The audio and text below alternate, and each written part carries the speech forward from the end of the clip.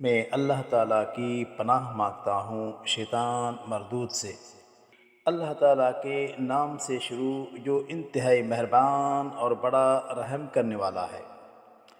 بے شک ہم نے آپ کو آنکھوں دیکھی کھلی فتح دی تاکہ اللہ تعالیٰ آپ کی اگلی اور پچھلی کمی بیشی کو معاف کر دے، آپ پر اپنی نعمت پوری کر دے اور آپ کو بالکل سیدھی راہ دکھا دے، اور اللہ تعالیٰ آپ کی زبردست مدد کرے۔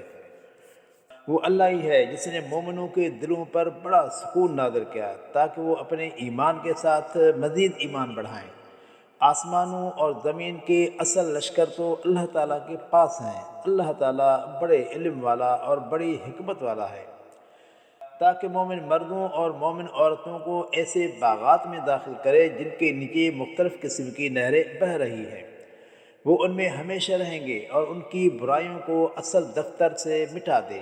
اللہ تعالیٰ کے نزدیک یہی بڑی کامیابی ہے۔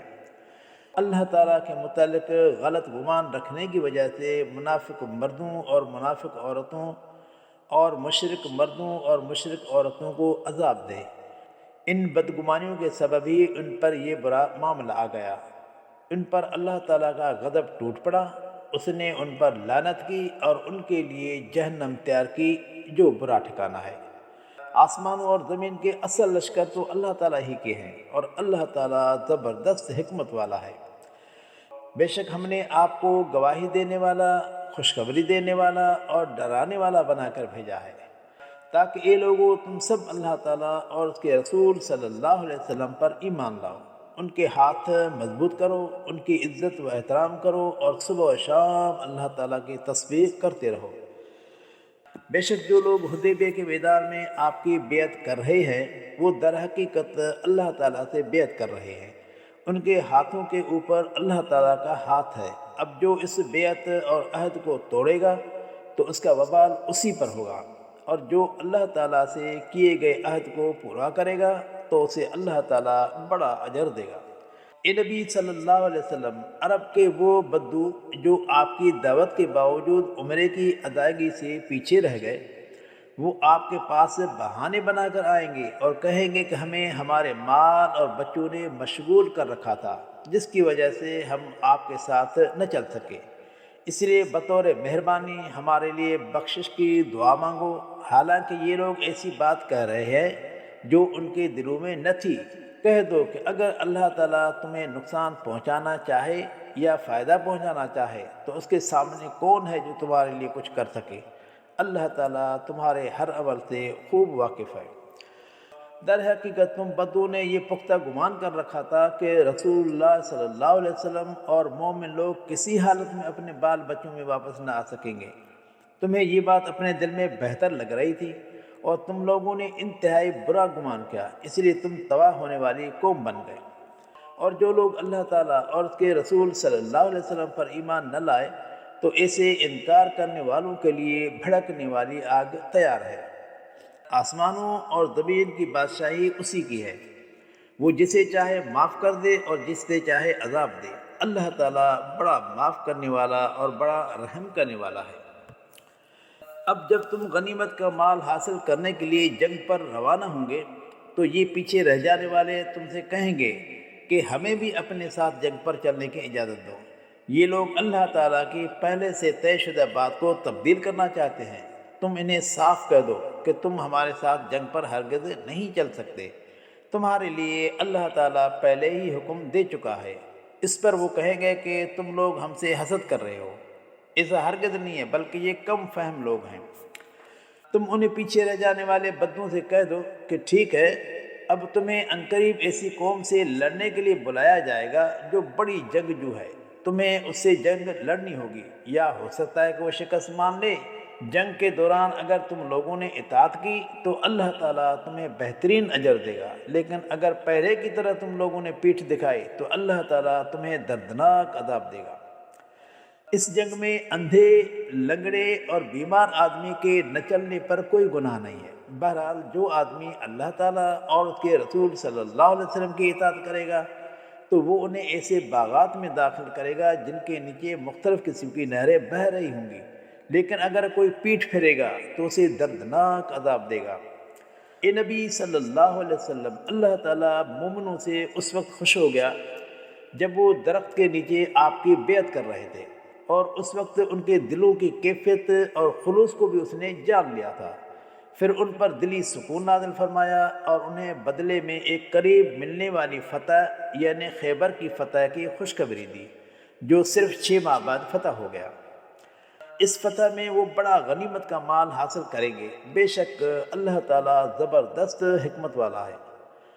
اللہ تعالیٰ تمہیں غنیمت کا بڑا مال دینے کا وعدہ کر رہا ہے جو تمہیں ضرور ملے گا، لیکن اس وقت اس نے تمہیں فوری طور پر یہ فتح عطا کی ہے، یعنی صلح حدیبیہ کی وجہ سے تم پر دشمن کے اٹھنے والے ہاتھ ہمیشہ کے لیے روک دیے، تاکہ یہ واقعہ دنیا کی آنکھوں کے سامنے ایمان والوں کے لیے نشانی بن جائے اور تمہیں سیدھی راہ دکھا دے، اور ایسے غنیمت کے مال بھی تمہیں عطا کرے جن تک تم ابھی پہنچ ہی نہ پائے ہو، لیکن اللہ تعالیٰ انہیں تمہارے لیے گھیرے میں لا چکا ہے۔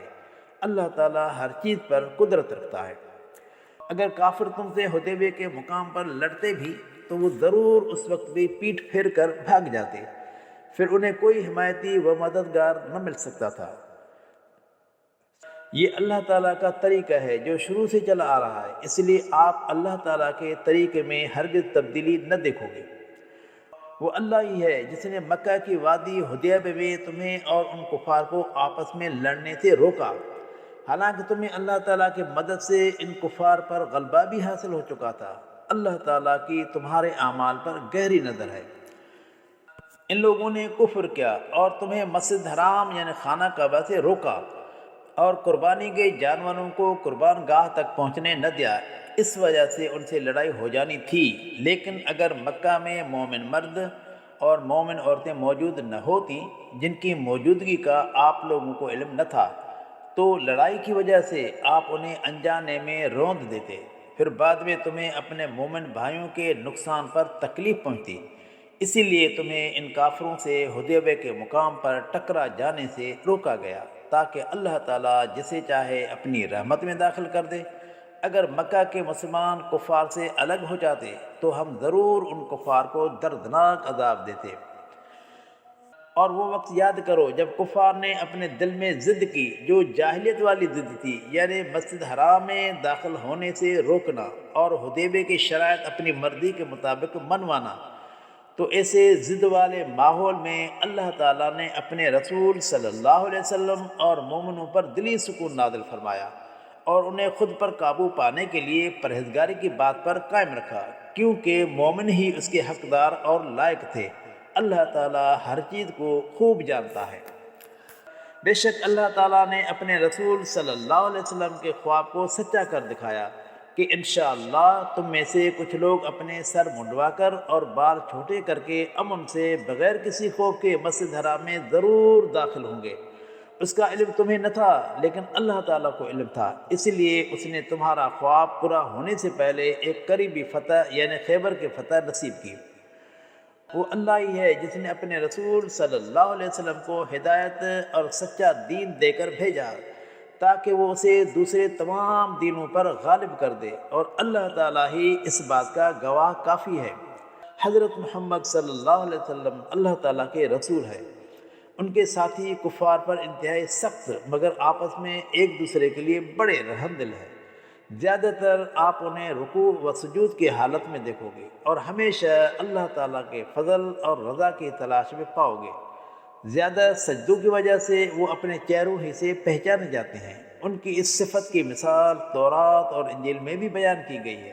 یہ اس فصل کی طرح ہے جس نے پہلے اپنی کونپلیں نکالی، پھر آہستہ آہستہ اس سے مضبوط کیا، پھر موٹی ہو کر اپنے تنے پر سیدھی کھڑی ہو گئی۔ کسانوں کو وہ بہت بھا رہی تھی تاکہ کفار کے دل اس کے پھولنے پھلنے پر جل جائیں۔ لوگوں میں سے جو ایمان لائے اور نیک اعمال کیے اللہ تعالیٰ نے ان سے بخشش اور بڑا اجر کا وعدہ کیا ہے۔